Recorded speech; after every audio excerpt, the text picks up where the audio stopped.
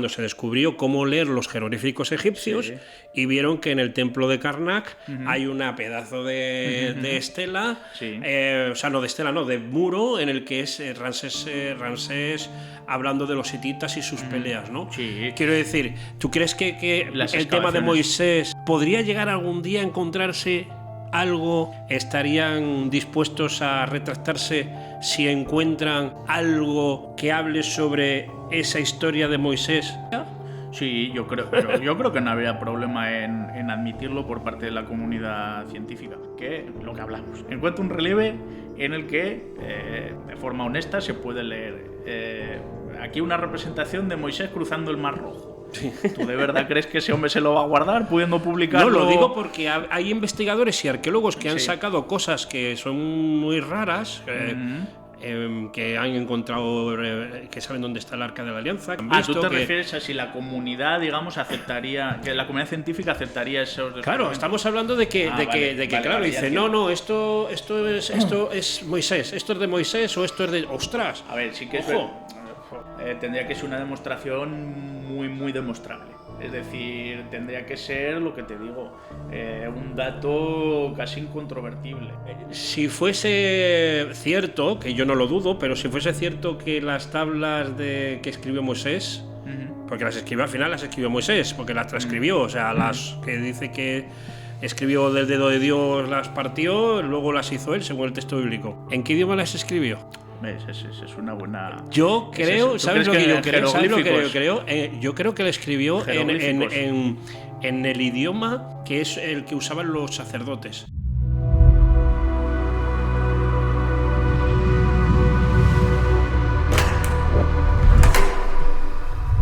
Muy buenas amigos, ¿cómo están? Bienvenidos una vez más aquí a Revelatio Podcast. Hoy estamos de nuevo con nuestro amigo, el historiador Guillermo Vigil, que nos va a traer un tema interesante sobre el Antiguo Egipto, y creo que vamos a hablar, va a hablar él más que yo, eso lo vamos a tener claro, y vamos a deslumbrar un poquito lo que es Moisés, Egipto, vamos a hablar un poquito de los pueblos del mar y vamos a ver los misterios que nos trae todo esto.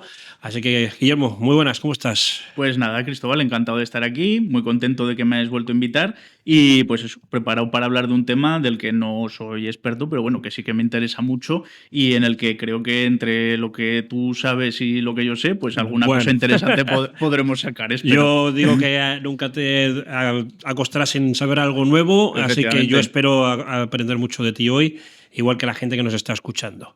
Yo te quiero hacer una primera pregunta para ir al grano, es ¿qué tan probable es que los relatos bíblicos sobre Moisés y el Éxodo reflejen eventos históricos reales? Porque claro, lo hablamos la otra vez, que no siempre la historia la escriben los vencedores, etcétera, sino que...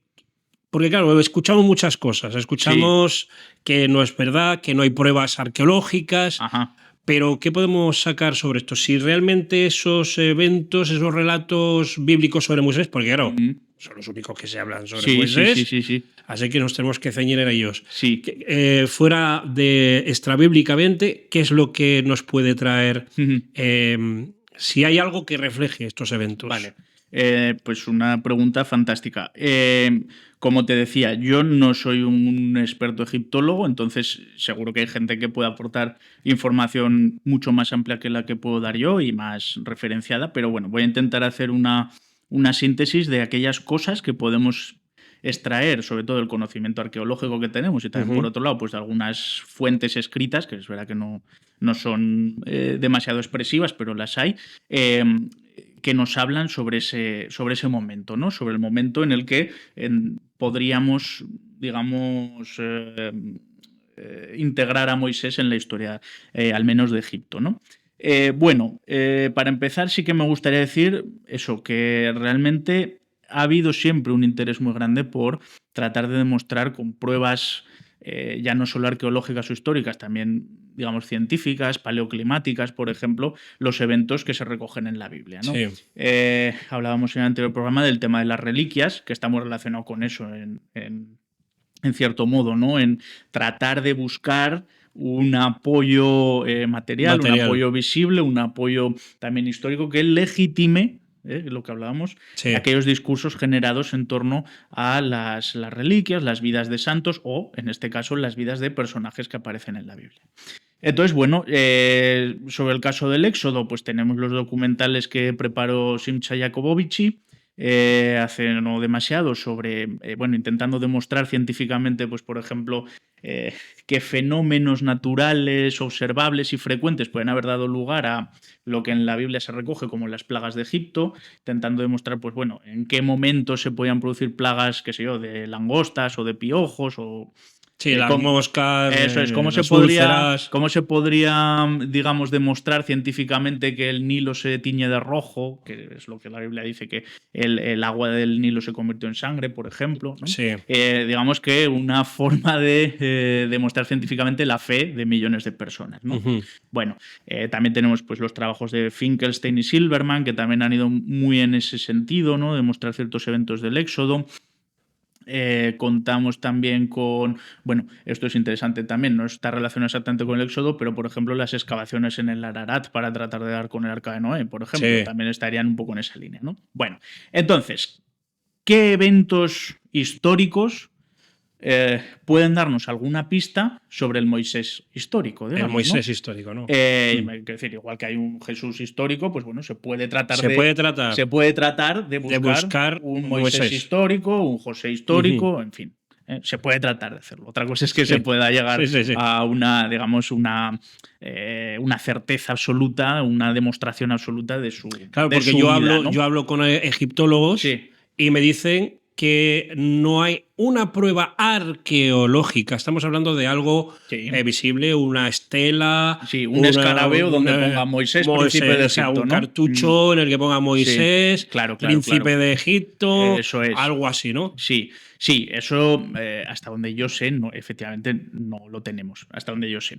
Ahora bien, tenemos algunas pistas, algunos procesos que sí que hablan de cuestiones parecidas a los procesos que se ven dentro de la Biblia, ¿no? Por ejemplo, la dominación Ixa de Egipto, ¿no? Las dinastías que formaron los reyes Ixos, que se llama. La palabra Ixo en realidad simplemente quiere decir reyes extranjeros. Reyes extranjeros. ¿no? Entonces tampoco dan pistas demasiado. Sí, parecido a los nubios, ¿no? Los nubios que también tuvieron sus. Lo que pasa es que, claro, los nubios sí que es verdad que más o menos se ha podido demostrar, digamos, el sitio al que procedían. Hombre, ¿no? Claro. Entonces ahí casi tenemos más pistas, porque los Ixos lo único que tenemos, aparte de. Bueno, algunas otras referencias que entraremos un poco más adelante, sobre todo en el registro arqueológico, pues de reyes como Apophis, por ejemplo, faraones como Apophis, perdón. Sí. Lo que tenemos es la información que nos da Flavio Josefo recogiendo textos de Manetón, que sería este historiador, que también es verdad que Manetón es quizá un poco como Homero o este tipo de... Quiero decir, no en el sentido de escritor mitológico, sino en el sentido de que es verdad que su figura es complicada de documentar, ¿no? Pero bueno, sí que es verdad que es un historiador que su historia de Egipto, su Aegyptiaca en griego, la recogen todos los escritores posteriores. Y que los egiptólogos usan muchísimo como referencia, sobre todo para las dinastías faraónicas. Efectivamente. Entonces Manetón sí que nos habla de unos pueblos del este, podemos entender de la zona de Canaán fundamentalmente, eso es, de la zona del lo que hoy sería el suroeste asiático, ¿no? La cuenca más oriental del Mediterráneo, unos pueblos que habrían entrado en Egipto de una forma más o menos pacífica, esa es la realidad que transmite Manetón, al menos es la idea que él transmite, y se habrían hecho con el poder dentro de, digamos, el norte de Egipto, sobre todo.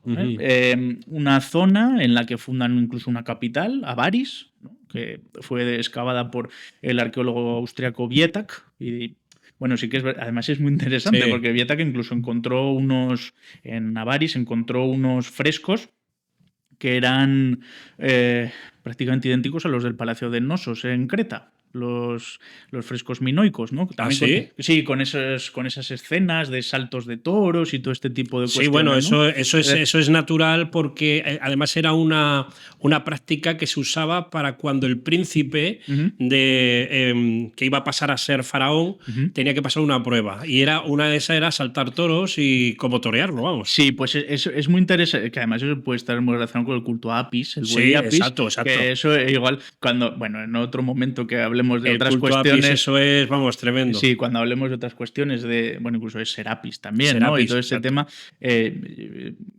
ahí podemos sacar muchas reflexiones. Pero bueno, es verdad que se encuentran unos frescos del estilo totalmente minoico. O sea, incluso las formas, el estilo, todo, ¿no? Que nos hablaría también, pues, de la, digamos, de la capacidad de influencia de estos Hyksos, la capacidad de comerciar con otros puntos, del Mediterráneo Oriental al menos, o atraer gente, atraer artistas, etcétera, ¿no?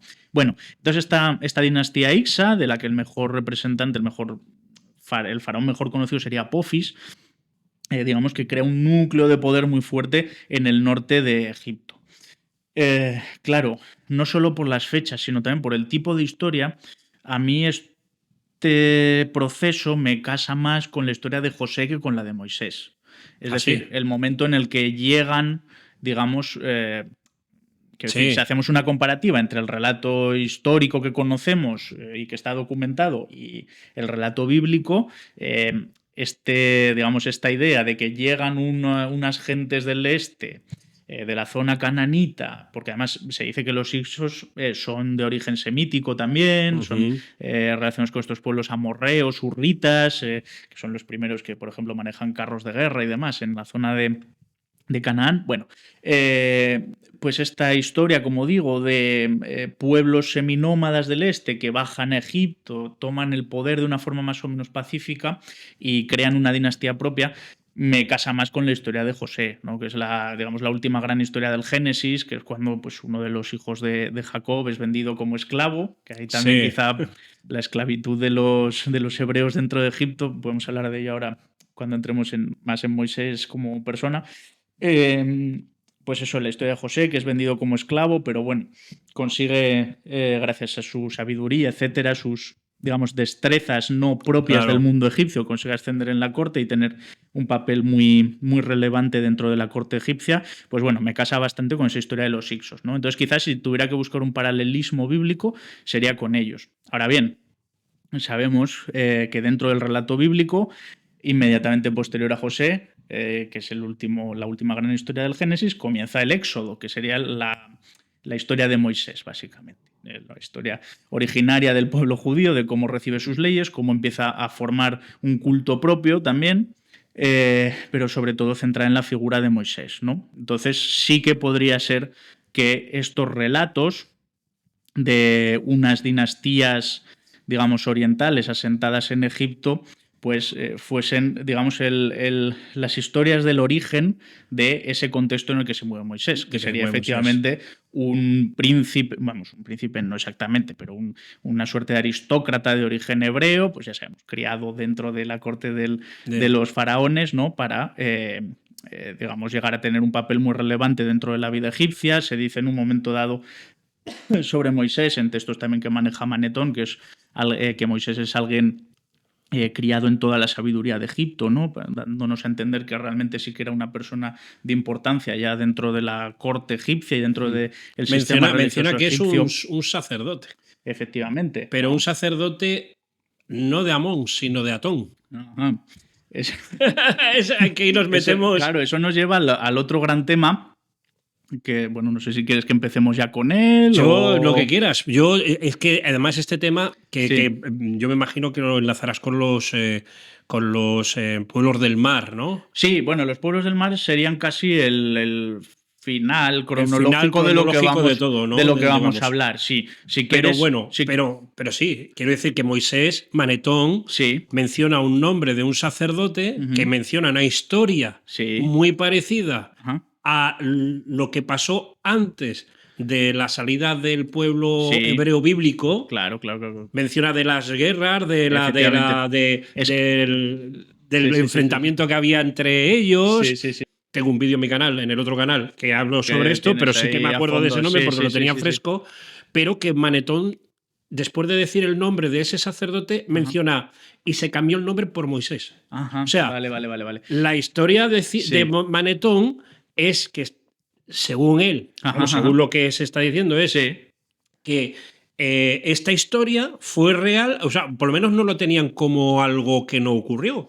No, claro, es que... Estamos hablando del siglo IV o siglo III, sí, siglo IV o tercero antes de Cristo. Manetón, efectivamente. Sí, claro, los eventos de los que estamos hablando nos llevan, quiero decir, la entrada de los Hicsos en Egipto nos llevaría más o menos, como fecha más tardía, digamos, pues podríamos estar hablando de 1800 a.C., ¿no?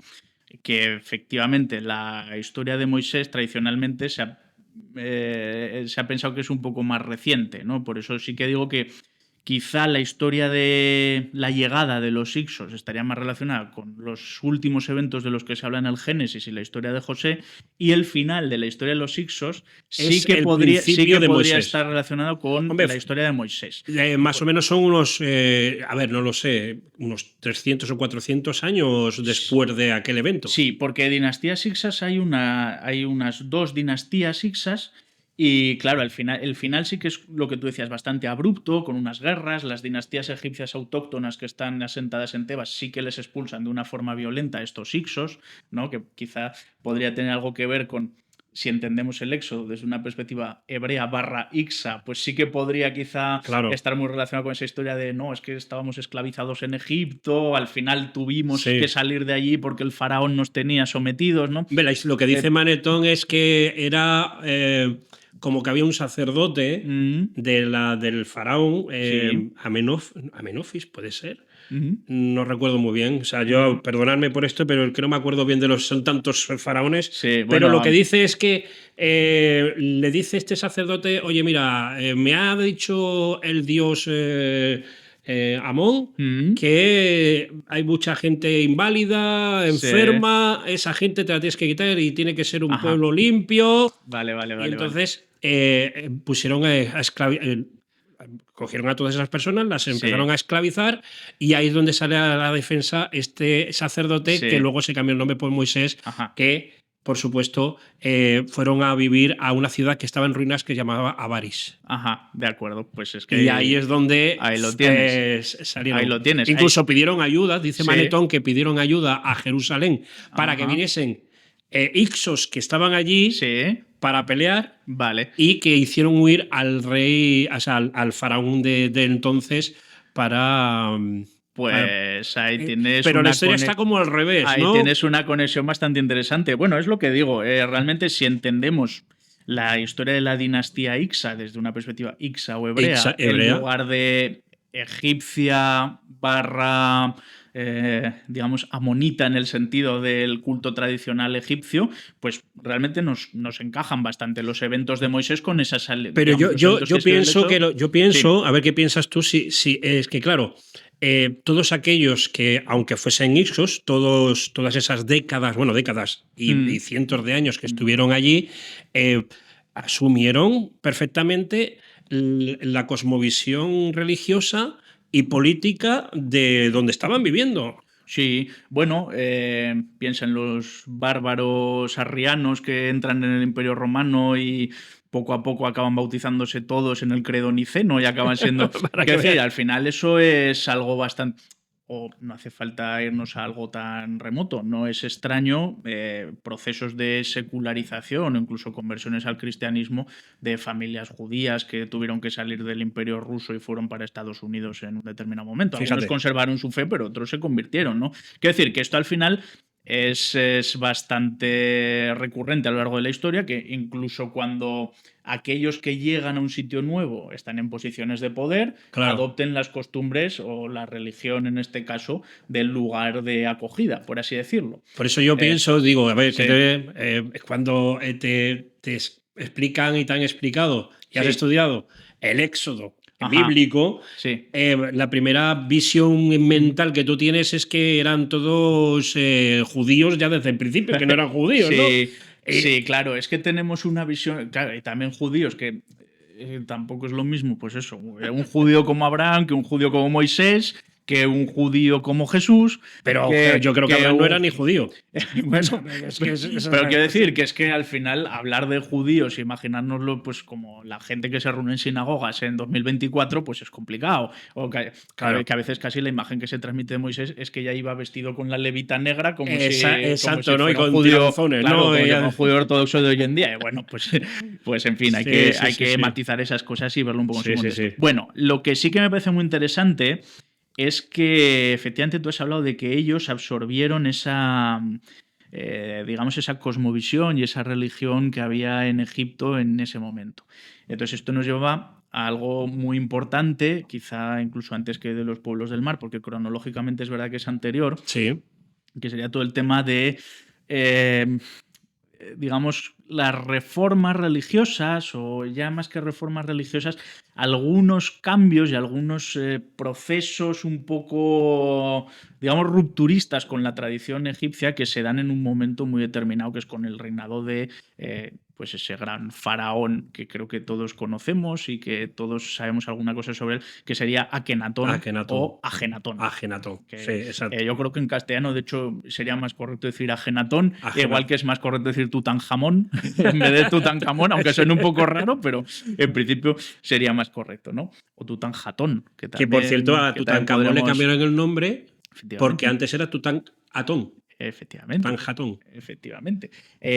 Ahora vamos a hablar de eso. ¿Por qué digo todo esto? Porque es verdad que esos Ixos o esos hebreos, Japirus se les llama también en otros momentos, que sí que tiene que ver mucho más con la palabra hebreo, ¿no? Quizá.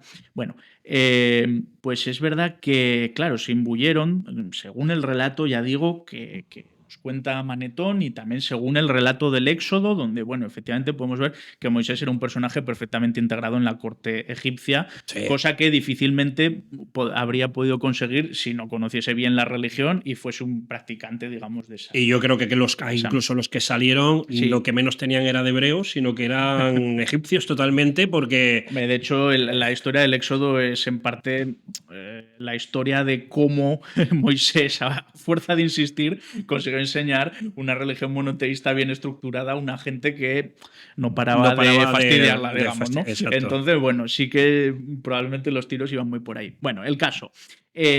¿Cómo relacionamos esto que hemos hablado? Los Ixos, esa gente que viene del este de Canaán, Moisés, que es el personaje que, según estamos hablando, les sacaría definitivamente de Egipto para llevarlos de vuelta a Canaán, con la figura de Ajenatón. ¿Cómo casamos todo eso? Bueno, Ajenatón gobierna en el siglo XIV a.C., ¿no? Entonces, digamos que más o menos está ahí al final del periodo Ixo, bueno, un tiempo un poco convulso y que se conoce bien, pero en el que hay muchos cambios, ¿no? Entonces, este Ajenatón era hijo de un faraón que es Amenofis III, que es un faraón del que sí sabemos que, bueno, por ejemplo, construye Luxor. Por ejemplo, el templo conocido de Luxor, él es uno de los que lo construye, amplía, etc. Bueno, pues este Amenofis III sí que es verdad que comienza, ya digo, a principios del siglo XIV a.C., un programa religioso, digamos, donde él empieza a dar mucha importancia dentro del panteón egipcio a Amón, Amón-Ra, también conocido, ¿no? Que sería, digamos, esa manifestación divina, con forma humana y, digamos, muy relacionada con el culto celeste, ¿no? Bueno, entonces, este Amenofis III, bueno, muere, y entonces le sucede su hijo, que sería Amenofis IV o Akenatón.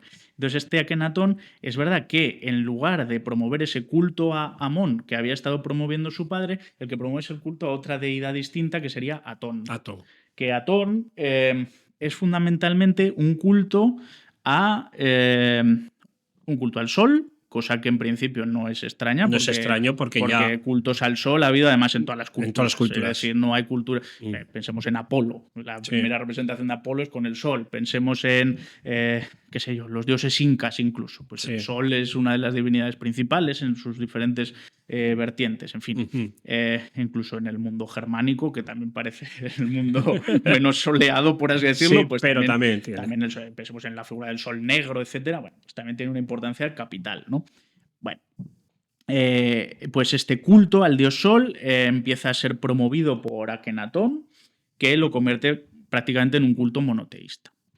Al menos esa es una de las interpretaciones, porque luego sí que es verdad que se mantiene más o menos el culto a los otros dioses, se mantiene más o menos, entonces no sería un monoteísmo, digamos, puro, pero al menos en las representaciones de Akenatón sí que parece que es un monoteísmo prácticamente puro, porque además se ve continuamente en las representaciones que hay en la capital que funda Akenatón, que sería Amarna. Digamos, sus restos además son bastante conocidos y se han podido excavar y dar a conocer. Bueno,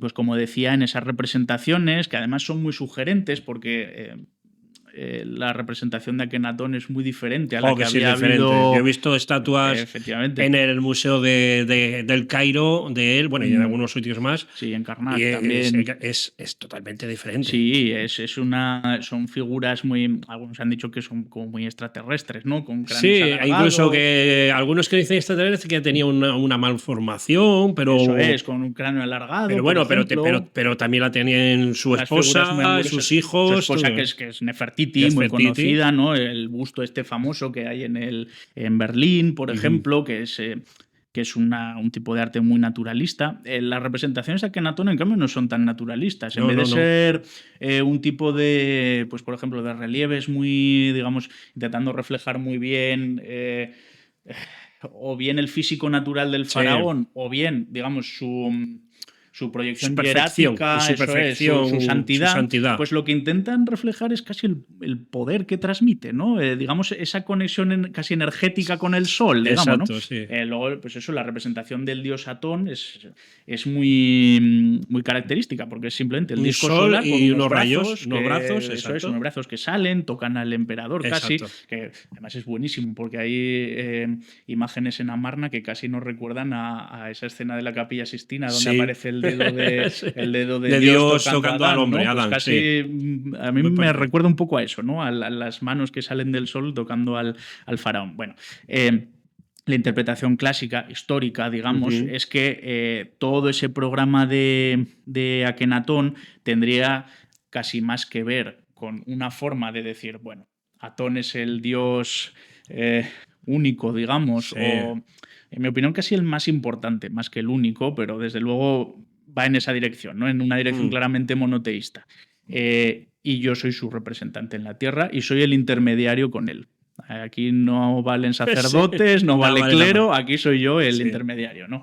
Que esa es otra forma, volviendo un poco a lo que hablamos en el anterior programa, de la legitimación de los mandatarios. A ver, podemos pensar en Alejandro Magno convirtiéndose en faraón en el propio Egipto y yendo al oráculo en el templo de Luxor. En el templo de Luxor hay representaciones de Alejandro Magno como representado como faraón. Es que fue faraón, efectivamente. O podemos pensar también en Constantino, digamos, legalizando primero el cristianismo, luego diciendo que, bueno, sí, yo soy cristiano también, pero a la vez sigo siendo pontífice máximo de la religión tradicional romana. Podemos pensar, incluso podemos pensar en los príncipes alemanes perdiendo el culo para abrazar el luteranismo con tal de no pagar impuestos a Carlos I, ¿no? Claro. Es decir, podemos pensar en al final todo política. Efectivamente, podemos pensar en un montón de ejemplos en los que política y religión tienen mucho que ver.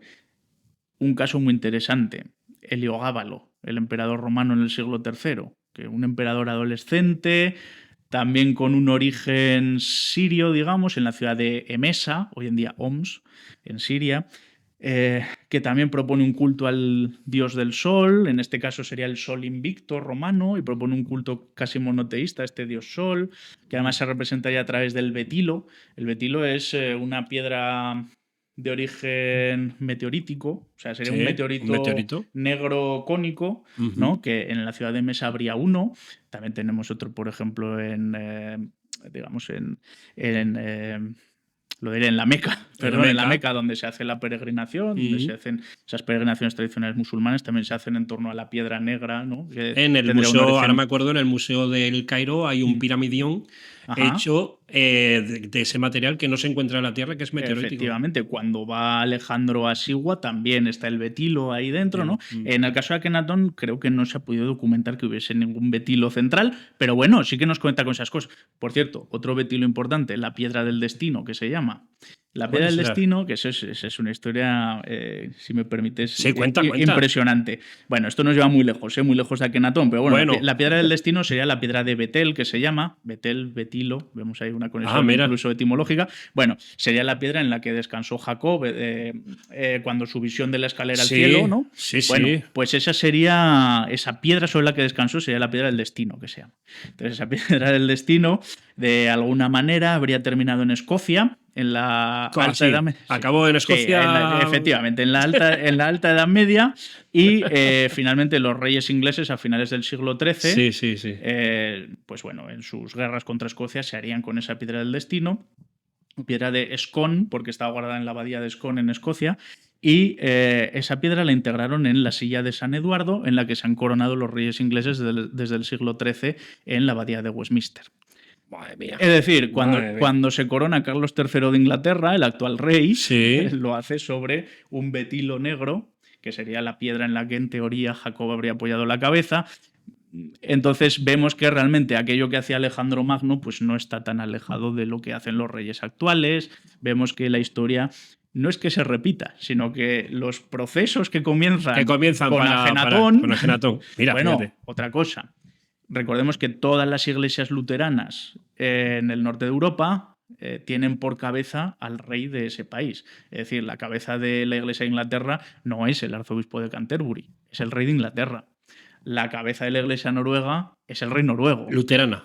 Efectivamente, de tradición luterana al menos. Es decir, esto que hace Akenatón en el siglo XIV de, proponer un culto nuevo, diferente, pero no del todo rompedor, porque ya digo que su padre ya había estado fomentando el culto a Amón en este caso. Sí que es verdad que Akenatón, digamos, que rompe con el clero establecido, rompe más o menos con la figura de Amón. Por lo que parece ser que hubo mucha pelea, hubo mucha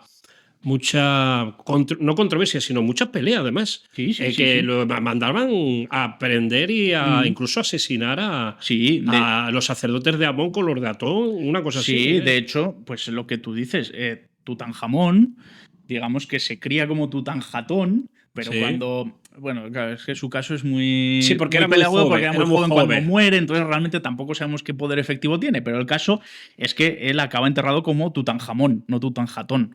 Exacto. Y entonces vemos que se produce un cambio rapidísimo a la muerte de Akenatón. Realmente el culto atónico, no atómico, sino atónico, digamos que muere prácticamente con Akenatón y Nefertiti, que serían sus grandes... O sea, duró nada. Después hay recuerdos, es verdad que es que, claro, ¿sabes qué pasa? Que el culto al sol, pues claro, siempre permanece, pero a través de otras manifestaciones. La de Ra, que era mucho más tradicional, o Amón-Ra, digamos, que sería la síntesis entre el culto al dios celeste, que sería Amón, en la personificación al menos de Amenofis III, etcétera, y después, digamos, pues esa síntesis con Ra, con Horus también, por otro lado. Bueno, ya sabemos más o menos cómo funciona la religión egipcia y que, digamos, que es un culto politeísta, pero en el cual hay... digamos que sí que es verdad que hay cierta preeminencia de ciertos dioses, de la misma manera que en el culto egipcio, pues, el culto egipcio del que estamos hablando, en el culto romano, pues bueno, en determinados momentos pues hay una preeminencia de Apolo, o en otros momentos una preeminencia mayor de Deméter, por ejemplo, una diosa de origen griego, de la cual hay un culto mistérico asociado a la tierra muy importante, que bueno, tendría mucho que ver con ritos de fertilidad y que nos llevan al gnosticismo y bueno, cosas bastante... Sí. Eso sería... Oye, pues eso para otro programa, lo del gnosticismo. Bueno, o sea, podemos... Y además es que podemos enlazar ahí... Pues, pero fíjate que está todo sincronizado, ¿no? Sí, efectivamente. Como que sigue todo igual. Entonces lo que hablábamos, ¿no? Que al final Akenatón propone ese culto monoteísta al sol. Hay un himno a Atón, por ejemplo, muy famoso, que es el que se compara con el Salmo 104.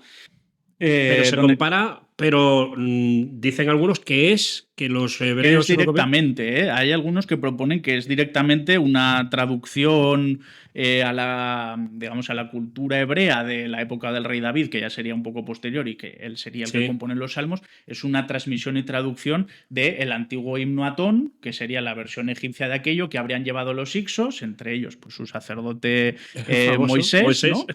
Lo habrían llevado, digamos que recogiendo ese monoteísmo mismo con el que habrían estado en contacto en Egipto, que sería el culto a Atón, a la divinidad solar. Y es verdad que comparando el himno de Atón de origen egipcio con el Salmo 104, pues hay paralelismos muy evidentes. Esto para los que dicen que la Biblia es un plagio, no sé. Bueno, que sea un plagio no, quiero decir, se absorben. Claro. Se absorben cosas. Es igual que cuando absorbes la creación, ¿no? Del Génesis, que está en todas las culturas. Sí, la historia del diluvio. La historia del diluvio, venga, va, el poema de Gilgamesh. Vamos a comprártelo. Sí, te lo compramos. Claro. Pero lo que pasa es que decir que la Biblia es un plagio, jolín, es que es una obra de plagio tan grande que. Porque quiero decir, al final, si vas plagiando cosas de tantas fuentes eso sería distintas, otro tema, porque yo ya hasta he hecho debates con gente. Y una de las cosas sencillas y fáciles que les digo, bueno, ¿dónde está la historia de Abraham en los textos sumerios, por ejemplo? Es que ese o es egipcios? El tema. Paralelismos, claro que se pueden encontrar. Se pueden encontrar. Más. A mí me dijo uno que se podían plagiar las ideas. Y digo, sí, o la forma de cómo se hace. Digo, hombre, a ver. Hombre, sí, la Biblia, quiero decir, pues se escribía con cálamo y otra gente está haciendo textos con cálamo también. Quiero decir que sí, evidentemente hay concomitancias y hay coincidencias. Y luego, pues eso, lo que estamos diciendo. Es verdad que, por ejemplo, la historia de Moisés pues tiene mucho que ver con lo que conocemos, que ya hemos visto que no es demasiado, de los Ixos, es verdad. De los Ixos. O sea, está muy relacionado todo esto lo que estamos hablando hasta ahora. Es verdad que sí que lo podemos tratar, que aunque bíblicamente, lo que hay bíblicamente no se puede demostrar. No, porque además lo que decíamos, por ejemplo, no tenemos lo que hablábamos, una estela donde se diga, este es Moisés que condujo a los hebreos fuera de Egipto. Y luego hay otra cosa que hacían los faraones, que jamás ponían en las esculturas ni en las estelas sus derrotas. Bueno, es verdad que les costaba mucho. No, es que no ponían. No ponían nada. Estoy pensando si se me ocurre algún ejemplo, pero. Hasta yo recuerdo, fíjate, Ramsés II construye Abu Simbel, lo que es Abu Simbel, como propaganda cuando estaba en guerra, o estuvo como 10 años en guerra con los hititas. Ajá, sí. ¿Qué pasa? De Kadesh. En Kadesh. Entonces, ¿qué ocurre? Lo pone allí abajo de todo de Egipto para que los enemigos del sur viesen el poderío. Lo hace por esto. Y no dice que perdió o quedó en tablas. No. Que los había machacado. Ahí se ve como que lleva. Se ven muñequitos, ¿no? Jeroglíficos con la forma, las características de los hititas, atados, cogidos de los pelos, etc. O sea, pero eso propaganda. Sí, pero eso además tampoco, quiero decir, lo de siempre, que tampoco es extraño. O sea, yo me imagino que si alguien me dice que no hay nada de Moisés, porque no hay nada arqueológicamente, pues es normal. Si la historia bíblica fuese 100% legítima y real, que se ha transmitido, no podría haber, porque los egipcios no ponían sus derrotas. Y eso fue una gran derrota. Hombre, sobre todo es. A ver. Quiero decir, sí que es verdad que se puede mirar de dos maneras. O sea, podría ser una derrota, pero también puede ser una victoria de lo que digo, las dinastías del sur, expulsando a esas dinastías hixas del norte y consiguiendo el dominio de todo Egipto. Eso también. Eso es verdad. Ahora bien, es cierto lo que dices.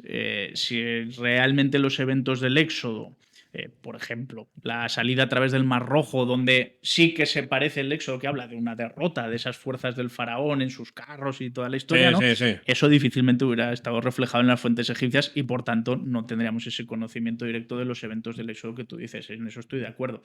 Luego, pues sí que es verdad que tampoco es cosa solo de los egipcios, lo de las derrotas. Quiero decir que al final, cuando uno... Bueno, incluso hoy en día, cuando uno ve películas sobre la Segunda Guerra Mundial, pues rara vez los americanos hablan de pues, ciertas... Bueno, al final ellos sí que tuvieron una victoria bastante aplastante sobre la Alemania de aquella época, porque también, bueno, pues había... quiero decir, digamos que era difícil que no consiguiesen una victoria, ¿no? Y, bueno, pues...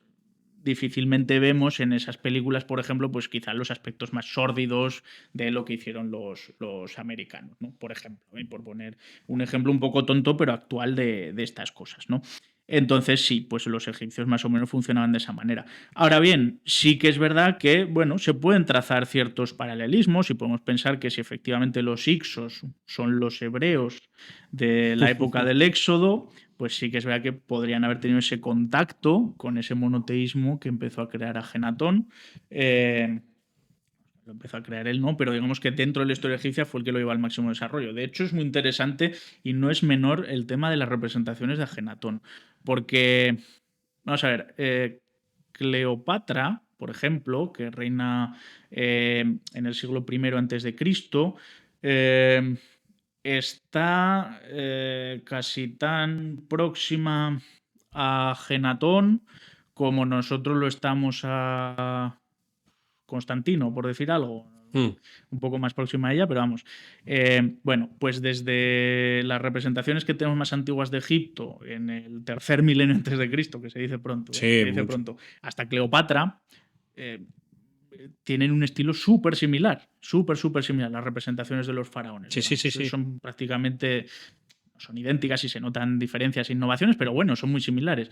En cambio, Ajenatón ahí, en ese sentido, no, es totalmente diferente. Es una ruptura, ¿no? Y ahí habría mucho que pensar y que investigar sobre qué influencias artísticas podrían haber tenido también los que representaron a Ajenatón, ¿no? Y de dónde sale un poco esa manera de representar que, bueno, pues... Quiero decir, el hecho de crear un culto religioso nuevo no implica que el arte tenga que cambiar de una forma tan radical. Hombre, y además, no lo implica. Y además raro en una cultura politeísta como la egipcia, que cabía todo. O sea, que cabía... Sí, pero profundamente conservadora en el sentido de no vamos a cambiar lo que nos lleva funcionando desde el poder que había antes de Cristo, no lo vamos a cambiar. Pero era por el poder que había sacerdotal, ¿no? Sí, y luego porque también, quiero decir, era un sistema que funcionaba bien. Es decir, sí, allí les funcionaba muy bien. Quiero decir, ¿no? Al final Egipto es una civilización que sobrevive, pues lo que estamos hablando, prácticamente desde el 3000 antes de Cristo hasta, bueno, es verdad que de una forma un poco diluida a partir de la llegada de Alejandro y ya se heleniza mucho la cultura, empiezan a entrar sí, se heleniza, pero absorben y no dejan de hacer... Y lo que hablamos, y Cleopatra, digamos que es una faraona en toda regla, y estamos hablando del 30 a.C. A mí cuando yo la última vez que estuve en Egipto, cuando el guía nos llevó a un templo allí en mitad del lago Nasser, bueno, a mitad, al ladito. Sí. Y nos dice, esto tardó 18 años en construirse y el último emperador, no recuerdo cuál fue, dice, y en el 200 después de Cristo. Después de Cristo. Sí. Y yo decía que pensamos que esa cultura es... No. Es que ha llegado hasta... A ver, ¿Estamos hablando? Y la cultura egipcia... Digamos que el Islam quizá no tanto, porque el Islam que llega a Egipto a partir del siglo VI. Efectivamente, sí, y llega en el 630 alrededor a Egipto, y es verdad que digamos que es una fuerza religiosa arrolladora, en el sentido de que eso sí que supone un cambio absoluto. Pero incluso en el Egipto de Hipatia, y estamos hablando del siglo V ya prácticamente... Fíjate. Todavía se mantiene la cultura. Es verdad que muy helenizada. Es verdad que los grandes templos egipcios que se mantienen ya no están en Alejandría. Digamos que pues lo que hablamos, el culto de Apis ya se ha transformado en Serapis y ya es una cosa muy helenizada, muy helenizada. Está entrando también el cristianismo con una fuerza brutal en Egipto. Sí, el cristianismo entró en el segundo, sobre todo el primer siglo, a finales, en el segundo. En el siglo segundo ya tenemos las comunidades coptas. Exacto, las coptas que siguen estando hoy en día. Que todavía hoy en día perviven, efectivamente, que sería otro tema fantástico. ¿Por qué? Las iglesias orientales, eso es un tema fabuloso. Y cómo pervive el cristianismo en las comunidades asirias. Cómo pervive el cristianismo malabar en la India. Bueno, cosas fascinantes. Sí, ¿no? Eso es espectacular. Bueno, el caso, volviendo a Egipto. Que efectivamente, pues esos Hicsos y lo que quedaba de ellos podía haber bebido de ese culto monoteísta de Ajenatón y podría estar relacionado con eso. Y bueno, esa más o menos sería la historia de las cosas que podemos ver sobre Moisés. Conocer sobre Moisés, como ya hemos dicho, que al ser una figura individual sería muy complicado, pero sobre la presencia hebrea en Egipto sí que... Hombre, yo creo que Manetón, porque es el que lo menciona, Manetón lo menciona. Sí. Manetón dice que es el sacerdote Jorsasef. Es que no recuerdo muy bien si yo es no sé el nombre. El nombre, pero no lo tengo fresco, pero no me acuerdo. Sí. Pero dice que, luego le dice que se cambió de nombre Moisés después de todo lo que pasó. Claro, Manetón, estamos hablando de que ya era época tolemaica, estaba en Alejandría, había mucha influencia judía. Efectivamente. Es que no sabéis, es que había muchísima influencia, porque había... El Filón de Alejandría, que es el gran escritor judío del cambio de milenio, vivía en Alejandría, como su nombre indica, ¿no? O sea, y creo que era el momento en el que Alejandría, por esas ganas que tenían del conocimiento, que llegaban los barcos y se compraban los manuscritos. Y se compraban todos los manuscritos que llevaban los... Bueno, pues yo me imagino que, que gracias a eso nos llegó la Septuaginta, ¿no? Por ejemplo, efectivamente. Pero fíjate, no gracias a los judíos, o sea, gracias a la traducción de los sabios de los judíos, sino gracias a Ptolomeo, creo que fue Ptolomeo II, el que mandó, o tercero. Ptolomeo II, creo que fue. Que es el segundo Ptolomeo. Sí, el que dijo, venga, yo quiero tener aquí no la Torah, sino quiero la Tanaj, que tienen los judíos, pero la quiero en el griego koiné. Sí, señor. Bueno, eso es un tema fantástico, el de Alejandría, porque además es otro ejemplo de ciudad fundada, muy vinculada al poder. El nombre. Alejandría. ¿No? Alejandría, la ciudad de Alejandro. Y sigue estando con el mismo nombre. Con dos narices, ¿no? Y además la fundación de nuevas ciudades ya hemos visto que era una cosa muy importante. Para los Ixos lo fue la fundación de Avaris, para Ajenatón lo fue la fundación de Amarna, para Alejandro lo es la fundación de Alejandría, ¿no? Y bueno, no sé si quieres que profundicemos en esto de la Septuaginta, pero vamos, es muy interesante eso, ¿no? Cómo en el siglo III a.C. ya hay ese espíritu por parte de unos faraones. ¿Faraones? Que eran faraones. Efectivamente, que son... Pero claro, es que esto es increíble, porque claro, en las conquistas de Alejandro llegan hasta el río Indo. Es decir, bueno, el río Indo actualmente es Pakistán más que la India, pero bueno, el subcontinente indio, ¿no? El río Indo, conectando, pues eso, el mundo helenístico con una cultura que ya por entonces era milenaria, como era la cultura india, ¿no? Y entonces, pues resulta que fundan reinos los sucesores de Alejandro, como el reino de Bactria, donde de repente te encuentras una escultura de Siddhartha Gautama, Buda para los amigos, al estilo helenístico. Buda representado casi como al estilo de Júpiter, ¿no? Cosas que son absolutamente alucinantes. Eso viene de la época de Alejandro. Sí, esa representación. Sí, Alejandro, bueno, la representación exacta la escultura exacta en la que aparece Buda al estilo helenístico, creo que es posterior a las conquistas de Alejandro, si no me equivoco, no sé si ahora mismo me pillas un poco, no sé si es del siglo III o el segundo antes de Cristo, pero vamos, el caso es que es una estatua que pertenece culturalmente a ese mundo del reino de Bactria, que sería uno de esos reinos fundados por... los sucesores de Alejandro, los diádocos famosos y sus sucesores. Esos cuatro son 12, pero varios luego principales, pero efectivamente son luego 4. son eso es, 4. Que se reparten, digamos, las conquistas que había hecho Alejandro.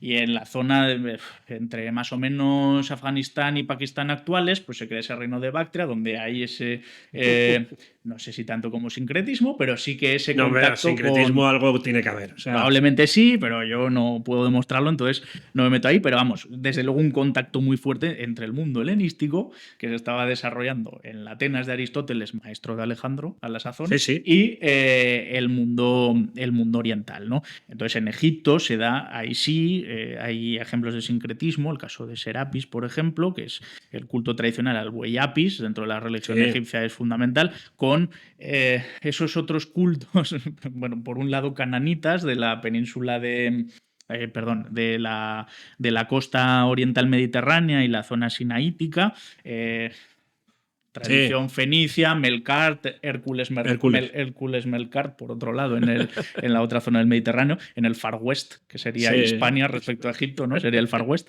Bueno, y entonces ese sincretismo que se produce en Alejandría es absolutamente espectacular, ¿no? Donde Alejandría de repente se convierte, por un lado, en el gran centro de la cultura helenística, al nivel de Atenas. ¿De acuerdo? Que no es cosa menor. Menor, sí.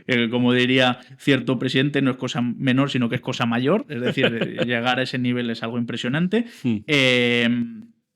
Y por otro lado, se convierte a partir del siglo I en uno de los grandes centros del cristianismo, por no decir el mayor, yo diría que al menos de producción cultural el mayor. Ahí tenemos, por un lado, a Filón, que todavía era judío, pero bueno, Clemente de Alejandría, Orígenes de Alejandría, ahí tenemos a todos los sabios del desierto que, digamos que fundan las grandes ideas en torno al monasticismo que luego dominarán los monasterios europeos, pues hasta el siglo XVI, como poco.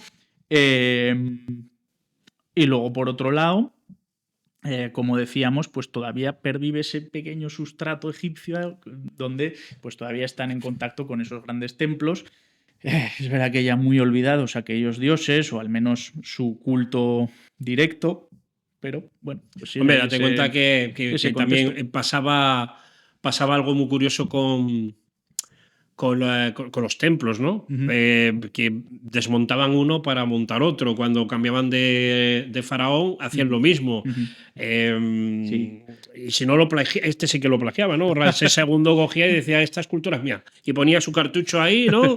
Y no era de él, o sus batallas, ¿no? Se las inventaba, bueno, ¿no? También. Tampoco es extraño, ¿eh? Quiero decir, si miramos las excavaciones que se han realizado en cualquier catedral europea, resulta que debajo de la catedral gótica tienes la catedral románica. Debajo de la románica tienes la catedral prerrománica. Bueno, no catedral o basílica. Debajo de eso tienes la basílica romana. Debajo de eso tienes, bueno, en el caso hispano es todavía más gracioso, porque después entre la basílica romana y digamos, la catedral románica en muchos casos, en otros directamente gótica, lo que tienes es una mezquita. Sí. Gracias a nuestro pasado islámico también. Y si no, un templo a Diana. Efectivamente. Debajo del templo romano, pues tienes algún centro de culto íbero, por decir algo. Sí.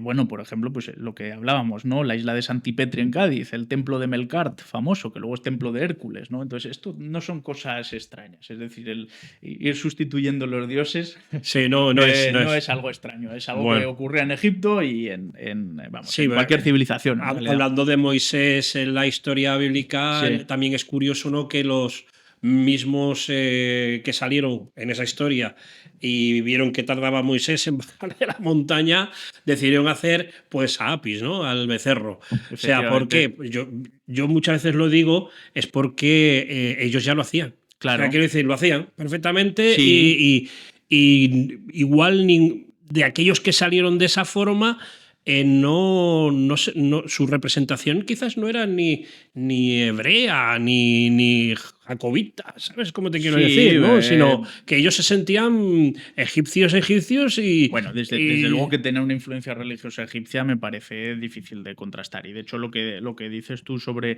el culto al becerro, por ejemplo, es que yo creo que es muy difícil desmontar que esté relacionado con el culto a Apis. Para mí sí que lo está. Entonces, bueno, sí que son esos caracteres que hemos ido hablando los que pueden estar relacionados con Moisés. Luego también, y esto ya entronca quizá con la historia final que podemos ver de los pueblos del mar, ¿no? Estos famosos, sí que es verdad que se recogen algunas referencias interesantes sobre los pueblos del mar, por ponernos en contexto, llegan un poco más tarde, llegan en el 1200, dentro de un momento que se conoce historiográficamente como la crisis del 1200 directamente, porque es un momento en el que, digamos, desaparece la civilización micénica en Grecia, por ejemplo, con la caída de los grandes palacios, que se dice, de Micenas y otros espacios de esa zona. Es el momento en el que en principio se enmarcaría la guerra de Troya, por ejemplo. Es el momento en el que desaparece la civilización hitita. Oye, lo de los hititas, perdona que te corte.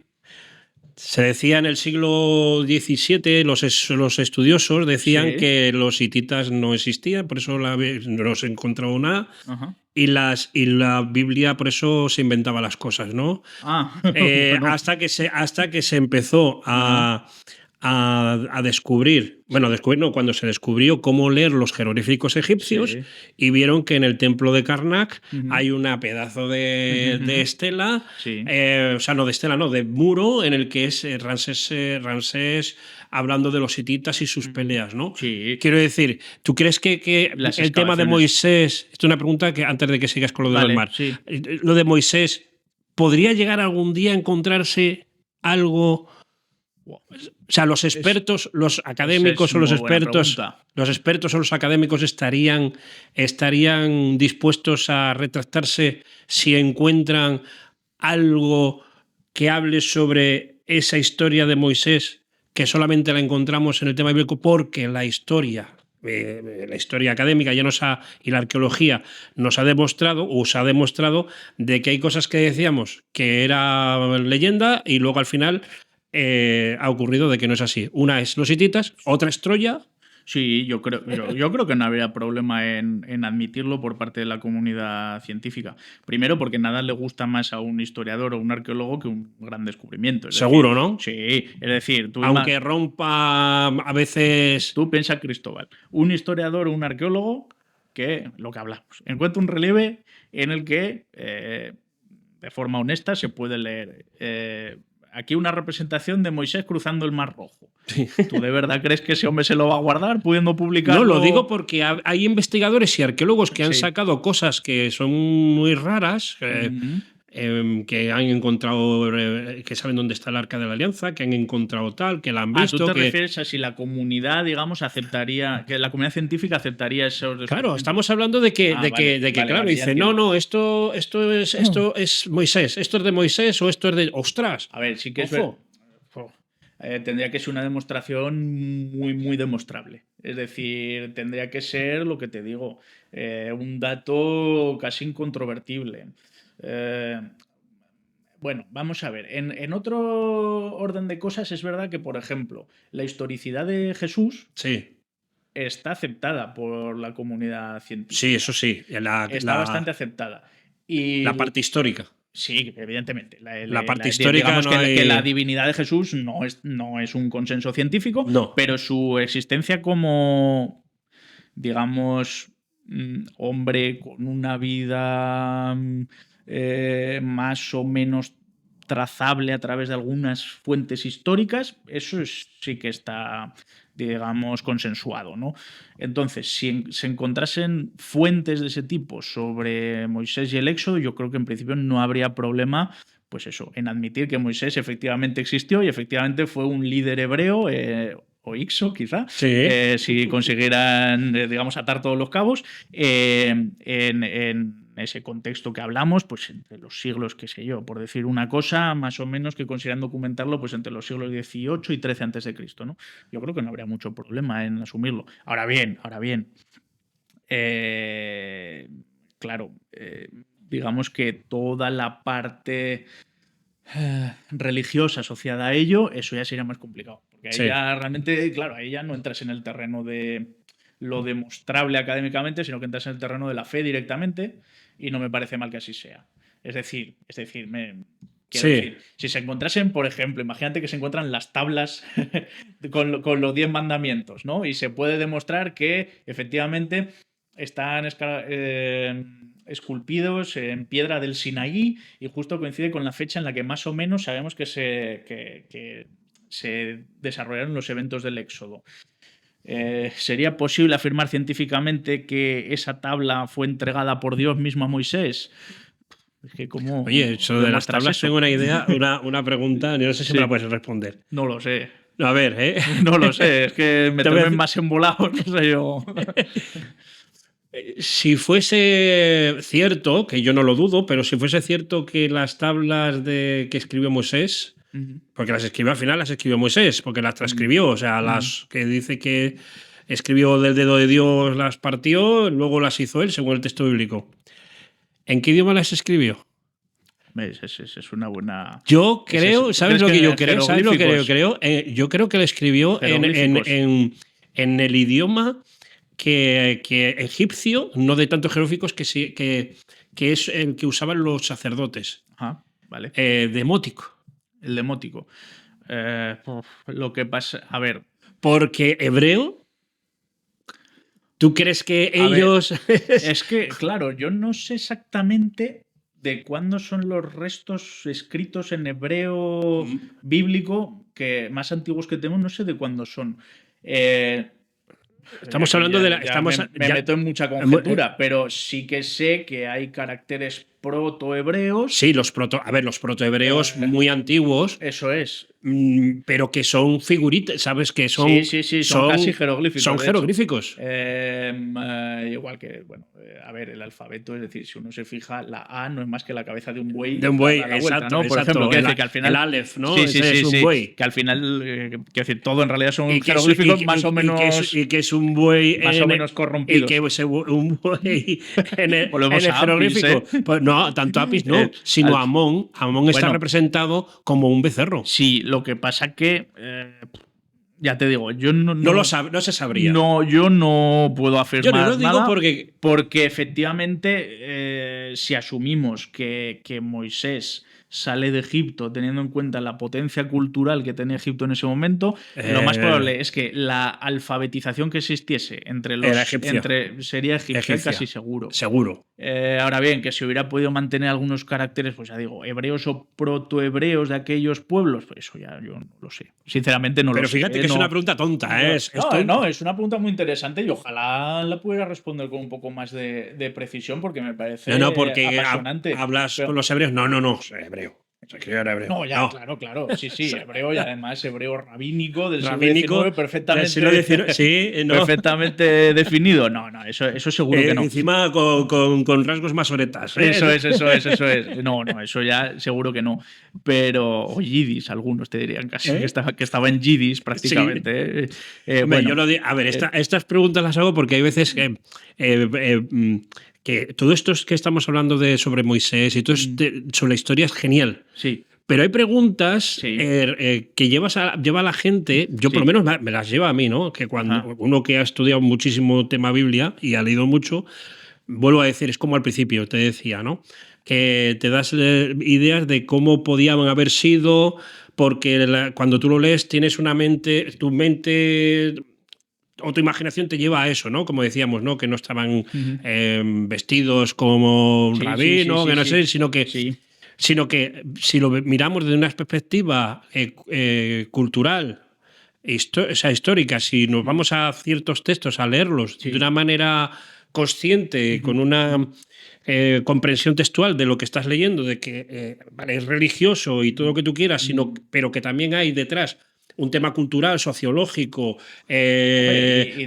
una historia que, o sea, tú decías en el otro podcast que la historia tiene que ver también con algo social, ¿no? Depende de quién va el discurso. A ver, el discurso de eso. Hay muchos discursos históricos que se pueden generar a partir de unas fuentes e incluso discursos históricos que se generan sin ningún tipo de fuente, que son los más peligrosos. Lo digo porque a mí me da la impresión de que el relato del Éxodo, en este caso, es un relato de un discurso político del comienzo de una nación. Sí, podría serlo, claro. Eso, a ver, ahí ya nos metemos en terrenos complicados, pero efectivamente, claro, ¿qué es quiero decir, el judío es alguien que sigue una religión, es alguien que pertenece a una nación, es alguien que habla hebreo, es alguien que es descendiente de un pueblo. ¿Entiendes lo que quiero decir?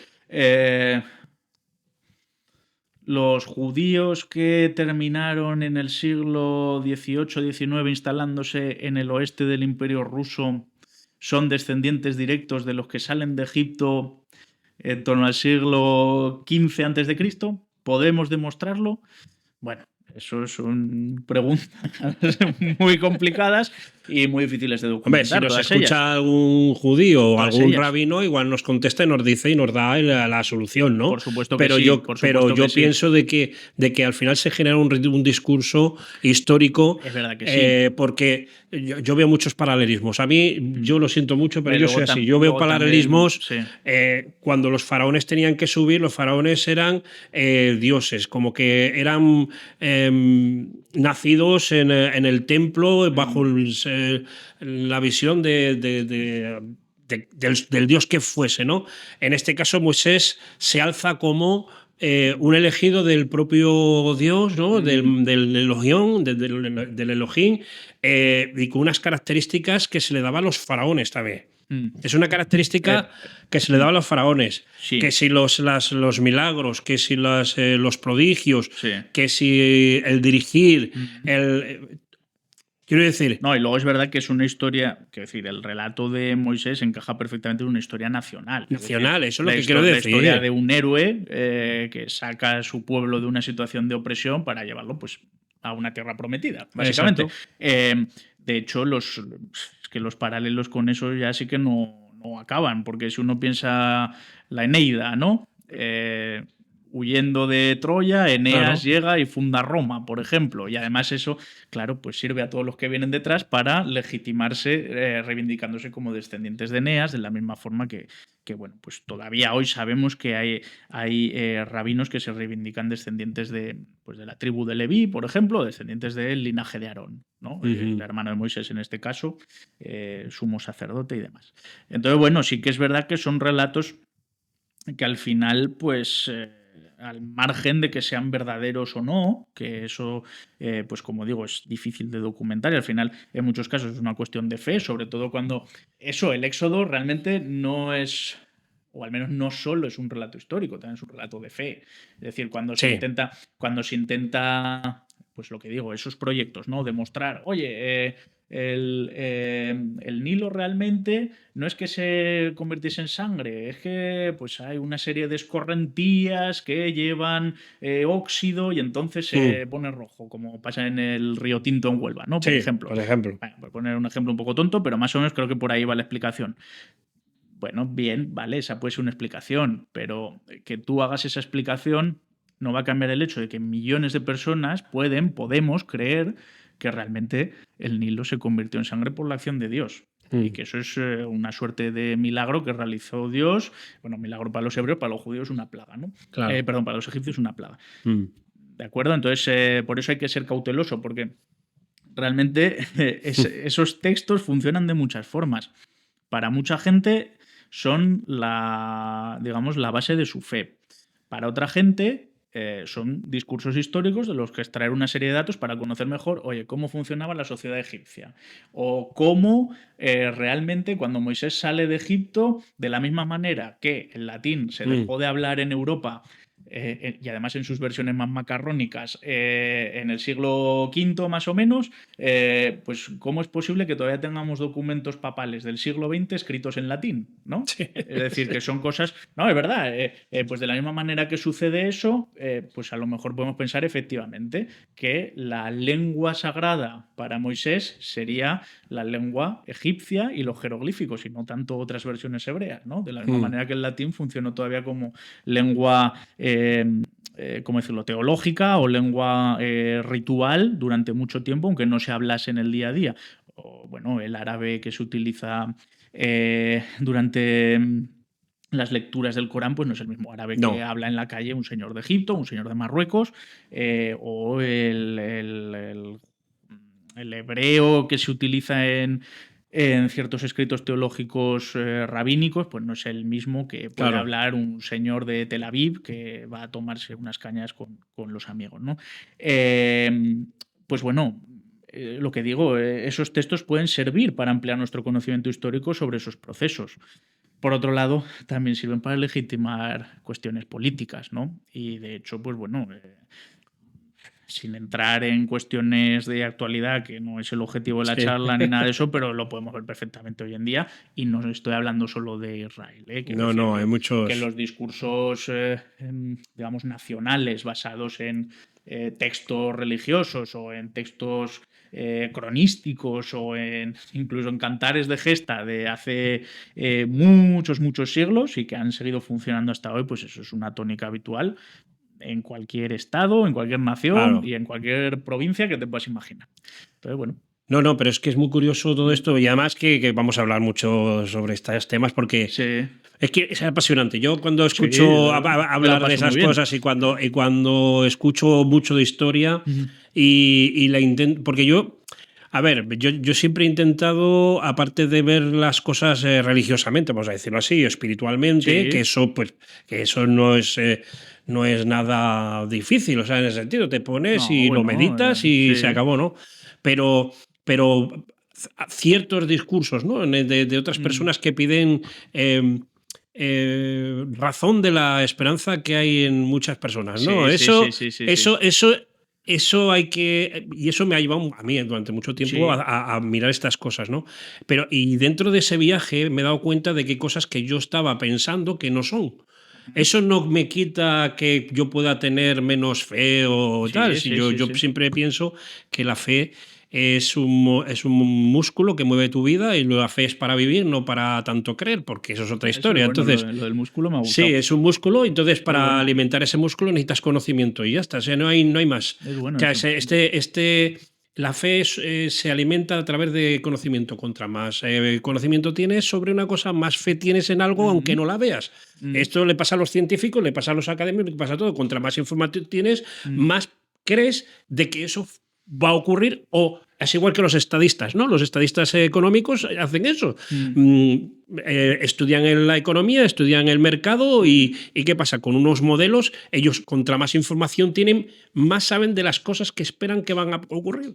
Eso es la fe. Entonces, yo en ese aspecto yo he querido siempre, con estos temas, siempre pues preguntar a gente como a ti, como a otros, intentar adquirir ese conocimiento no tanto de a otras personas que lo hacen muy bien con el ámbito de la fe.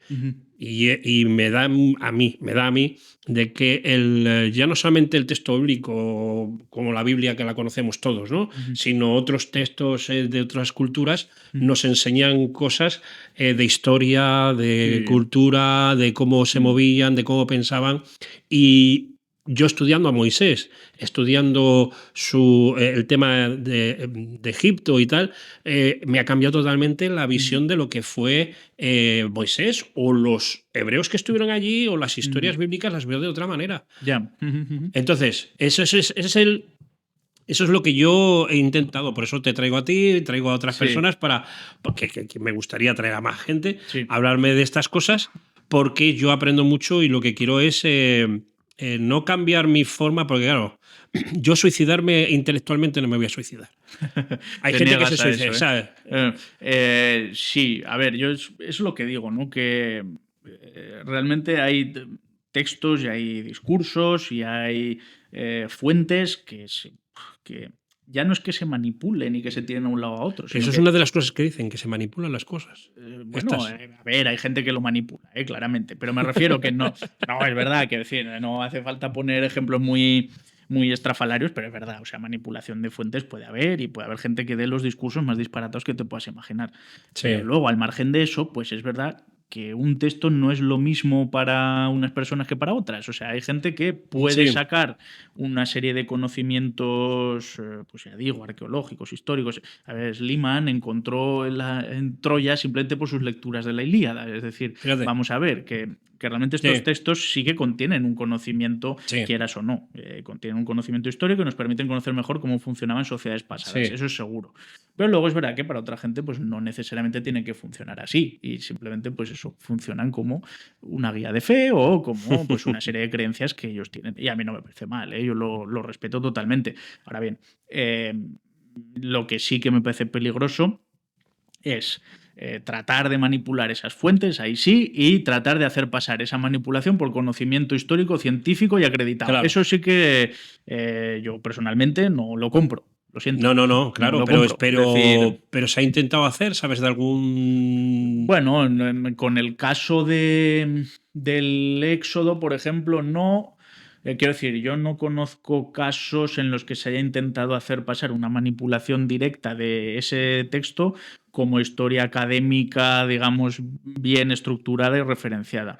De hecho, bueno, pues los intentos que se han hecho más serios de convertir en relato historiográfico el Éxodo, pues siempre han sido muy cautelosos, pues a la hora de plantear eso, pues que realmente hay un límite a lo que conocemos sobre el periodo hebreo en Egipto, se han limitado quizá a matizar algunos aspectos, pues llegó a haber un pueblo esclavizado en Egipto, cuando muchas de las cosas que conocemos sobre Egipto apuntan a que el trabajo esclavo masivo quizá no habría sido la base del sistema, sino que realmente era un sistema mucho más relacionado pues con la prestación de servicios personales a lo largo del año, de una forma, digamos, no de tan quizá tan cómoda como conocemos los sistemas laborales hoy en día, pero desde luego no esclavista.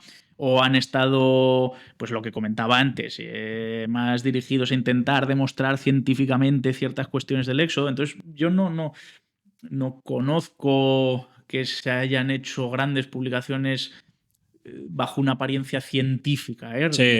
Insisto en eso, bajo una apariencia científica que contengan manipulaciones. De hecho, bueno, por ejemplo, hay un libro muy interesante que es el de Werner Keller, que es el de Y la Biblia tenía razón. No sé sí. Muy interesante. Tiene ya bastantes años, está un poquito desfasado en muchas cosas, pero bueno, es un ejercicio interesante, ¿no? Y va haciendo un recorrido por diferentes pasajes bíblicos y va intentando aportar, oye, pues arqueológicamente, ¿qué conocemos sobre esto? Pues a nivel de documentos, ¿qué conocemos sobre esto, ¿no?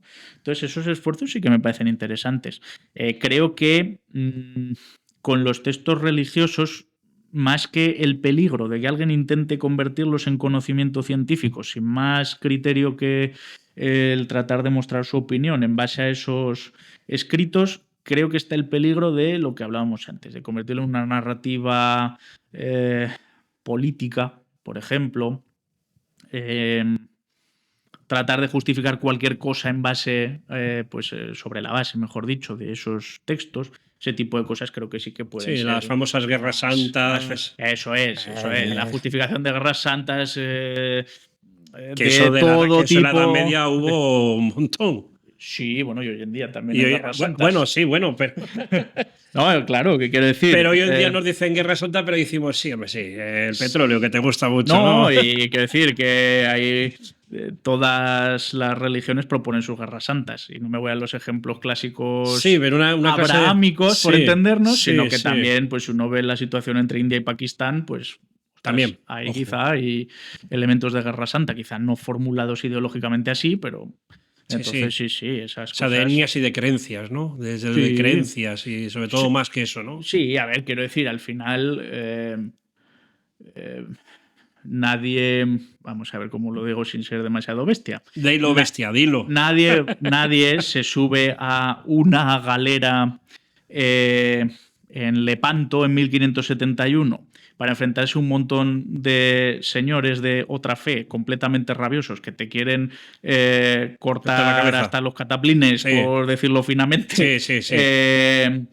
Y tienes una mutilación o muerte no segura, pero bastante probable si no crees fervientemente en los motivos que te llevan a combatir, ¿no? Entonces, pues evidentemente, para que la gente vaya a morir por sus ideales, es necesario que esos ideales sean muy fuertes y es necesario que estén bien consolidados, ¿no? Es decir, nadie se deja matar por una idea peregrina. Siempre eso es un argumento muy fuerte a la hora de la gente va a la muerte por ideas que, pues hombre, tienen que ser lo más grandiosas posibles. Sí.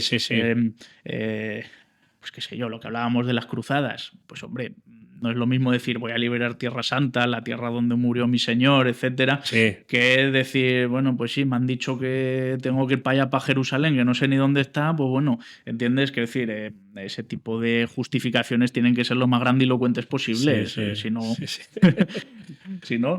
Bueno, ¿qué tal te estás sintiendo tú con el Muy bien, yo con el creo que chándal? de lo que único que nos falta hablar un poquito sería quizá del final de todo este proceso, que sería el tema de los pueblos del mar, Dale, que lo que quieras, y que no sé cómo dale, voy de dale. tiempo. Ya Si aquí no, la gente se aguanta todo lo que haga falta. es simplemente resumir un poquito qué fueron y qué relación puedan tener con el final de la historia que estamos contando. Vale, O sea que adelante, adelante. no nos va a llevar mucho. Bueno, hemos hecho más o menos un recorrido, los Ixos, Ajenatón, después nos hemos ido por nuestros queridísimos cerros de Úbeda, Sí, hablando un poco del humano y de lo divino, nunca mejor exacto. dicho, pero bueno, que siempre está bien. Y además Cristóbal y yo, como somos así muy de hablar de todo, pues mira, eso que Tú nos, habla, tú habla. eso que nos llevamos. Bueno, pues el caso, los pueblos del mar, ¿no? Hemos hablado, por ejemplo, de los Ixos, que sería la primera gran invasión que sufre Egipto, aunque ya hemos visto que realmente pues parece que fue un movimiento más bien pacífico y que no hubo tampoco una ruptura muy grande en su llegada, en su expulsión quizá más.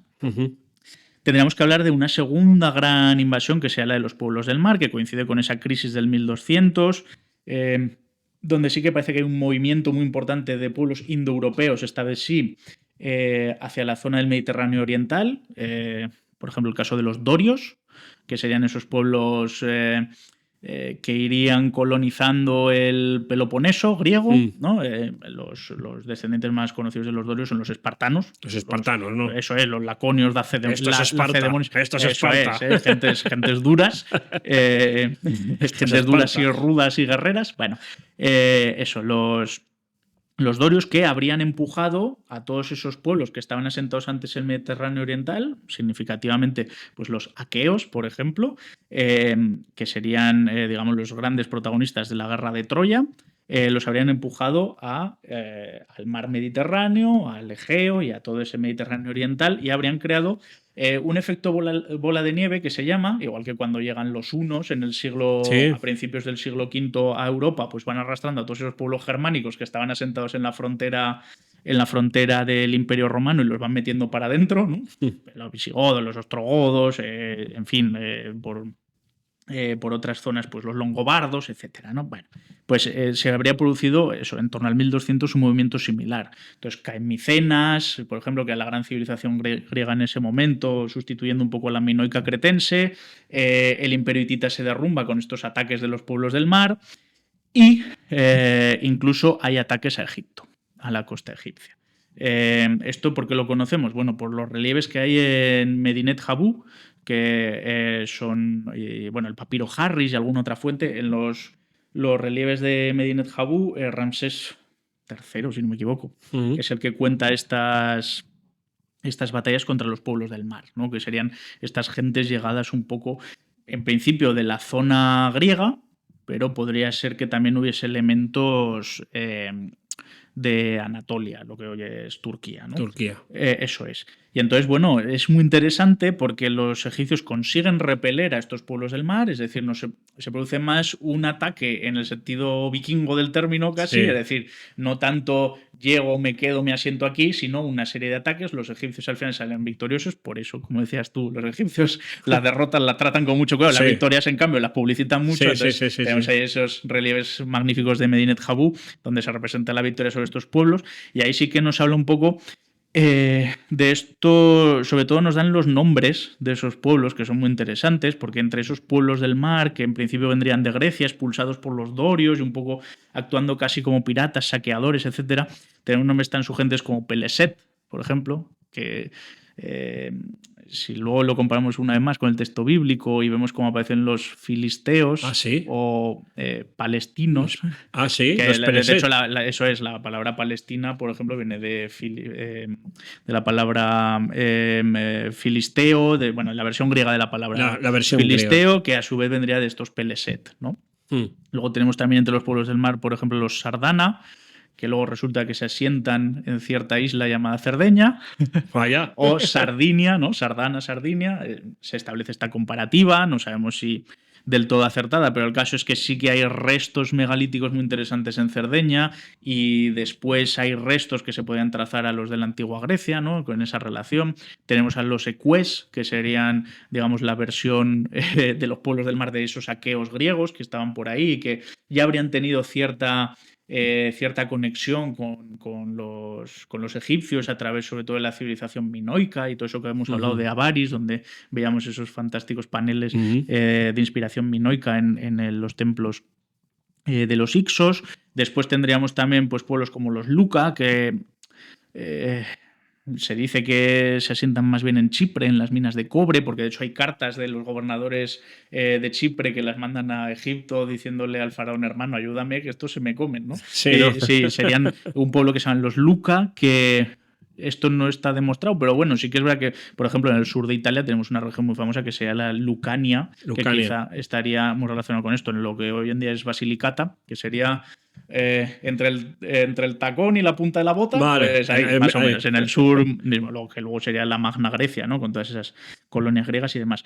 En fin, tenemos todo ese tipo de pueblos que, bueno, después darían origen a otras etnias distribuidas por todo el Mediterráneo oriental y que, bueno, tenemos también algunos pueblos que se supone que dentro de los pueblos del mar que pueden estar conectados con ese Tarsis o Tartesos que tendríamos nosotros aquí en el sur de la península ibérica, que eso sí queda por un programa magnífico. Los tarteses, vamos, el reino de Tartesos con su rey Argantonio mítico, todo el culto a Melkart, los tartesos que son fenicios, son los pueblos autóctonos que han tenido relación con los fenicios, son otra cosa completamente. Bueno, cosas muy interesantes, ¿no?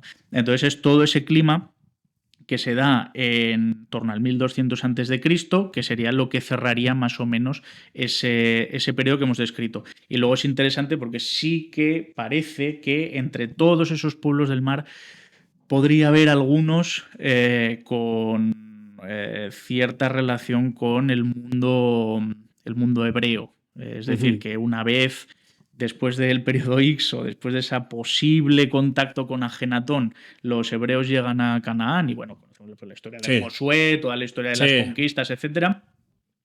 Conocemos la historia, por ejemplo, de cierto rey llamado David, que pelea contra ciertos Peleset. Contra los filisteos, ¿no? Goliat, el mejor ejemplo. Bueno, pues podría haber cierta relación ahí con el cierre de toda esta etapa que hemos visto, digamos, formativa del monoteísmo hebreo. Puede estar relacionado con esos pueblos del mar que serían quizá parte de todos esos contra los que tienen que luchar los hebreos en este momento pues davídico ya, ¿no? Del momento del rey David y de la formación definitiva de los reinos judíos de Judá e Israel, vaya. Bueno, con el tema ese de David y David, Salomón, con los reyes faraónicos, hay una cosa que ya hablaremos otro día, ahora no vamos a hablarlo, pero ya hablaremos otro día, vamos a aburrir más el tema, pero de decir que estaban supeditados los reyes, los de reyes de Israel y de Judá estaban bajo el mando de los reyes faraónicos, porque ahí está en el texto bíblico. Por ejemplo, está en el texto bíblico y luego todo lo que se ha encontrado arqueológicamente de la influencia religiosa egipcia en esas épocas, que se han encontrado sus sarcófagos, se han encontrado sus estelas, sobre todo a la reina, la diosa Hathor, etcétera, ¿no? Entonces, a ver, es que Egipto es la gran potencia. Es decir, de la misma manera que después, pues eso, el mundo griego a partir de Alejandro o el mundo romano más tarde, pues tiene una influencia evidente en el resto de pueblos del Mediterráneo. Mira, pues claro, sí. Por ejemplo, momento lo tiene Egipto. Es la gran potencia. Que un día de estos hablaremos en otro podcast que nos lo prepararemos. Venga, vendremos con todo. Venga, vamos al lío. Los reyes de Judá o de Israel con los sellos reales, claro. No con la influencia, sino con la escritura y los símbolos, claro. y los símbolos egipcios. Es que lo que digo es la gran potencia. Es decir, de la misma manera que conocemos muchos reyes germanos a través de las representaciones que de ellos se hace en fuentes romanas, e incluso ellos se representan a sí mismos a la romana, aunque sean de otro origen, pues también evidentemente los reinos judíos de este momento, ya pues en torno al siglo X, una cosa así, antes de Cristo, evidentemente la gran potencia que tienen como referencia es Egipto. y aquí funcionan redes de vasallaje, redes de tributo, sabemos cómo funciona. Exacto. Luego sí que es verdad que, por ejemplo, en el siglo VI pues llega todo el tema de Nabucodonosor, el éxodo el cautiverio en Babilonia y luego sí, un éxodo de vuelta, digamos. Entonces sí que hay... Y en ese momento, pues es el imperio neobabilónico, por así decirlo, Nabucodonosor, etcétera, el que va dominando esa zona. Pero hasta ese momento es Egipto el que, después de Nabucodonosor, pues claro, llegarían los persas, Aqueménidas, después Alejandro. Entonces yo me quedé frito cuando vi la presentación de una arqueóloga que encontró los sellos de Ezequías. De Ezequías, del rey Ezequías, claro. Y con la simbología egipcia. Sí. Claro. Todos los sellos que se han encontrado de los sumos sacerdotes también, egipcios. Ajá. Yo me he quedado flipado. Sí, pero eso pasa siempre. Tú piensas que los reyes medievales, por ejemplo, pues bueno, muchos de ellos imitaban el estilo de los emperadores bizantinos, porque era la potencia cultural del momento. En el siglo XVII, por ejemplo, pues muchos líderes europeos vestían a la francesa, ¿no? Se ponía de moda los pelucones en la corte francesa, por decir algo, que eran... pues bueno, no la gran referencia territorial ni política, o bueno, a partir de 1648 más o menos podría decirse que en Europa continental sí, pero bueno, sí que desde luego marcaba un poco las pautas culturales en cierto sentido, y entonces todos los monarcas europeos pues un poco de ese estilo, ¿no? Hoy en día, ¿cuál es nuestra gran potencia cultural referente? Estados Unidos. Vale. Pues nosotros vemos continuamente en la tele series americanas, pelis americanas, por no meternos en muchos líos, nuestros políticos, digamos que van imitando más o menos las cosas que hacen los políticos americanos. Sí. Es decir, al final, claro, esas potencias culturales funcionan y funcionan precisamente porque tienen capacidad para influir. Bueno, se me están ocurriendo muchas preguntas, pero no te las voy a decir porque si no te estira de la lengua. Nos vamos de tiempo. Solo tenemos 35 horas de audio, o sea que mejor cortar. Bueno, pues nada, Guille, muchas gracias, de verdad, por ofrecerte. Me lo he pasado muy bien. Y espero que la próxima vez sigamos hablando de cosas más interesantes. Yo me lo he pasado pipa, he aprendido muchas cosas. Yo también. Y nada, le digo a la gente que si quiere algún tema específico relacionado con la historia, la Edad Media, que es tu fuerte, y otras cosas, que lo dejen en los comentarios, ¿vale? Que pidan y vamos preparando alguna cosa. Que de momento es gratis. Eso es, de momento. Que aprovechen ahora. Pues nada, amigos, solamente deciros eso. Muchas gracias por haber visto este podcast y sobre todo eso, compartirlo, escribir muchísimo, darle a like y nada, que nos vemos en el siguiente vídeo. Hasta luego, chao.